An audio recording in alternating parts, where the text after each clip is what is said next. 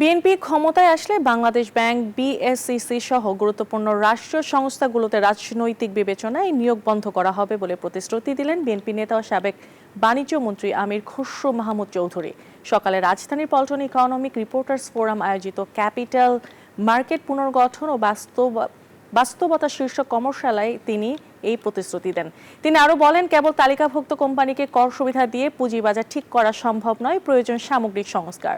ক্ষমতায় গেলে পুঁজিবাজারকে ধারণ করবে তার দল। এ সময় বক্তারা আরো বলেন, গণতান্ত্রিক সরকার ছাড়া পুঁজিবাজার ঘুরে দাঁড়াবে না। has to be democratized.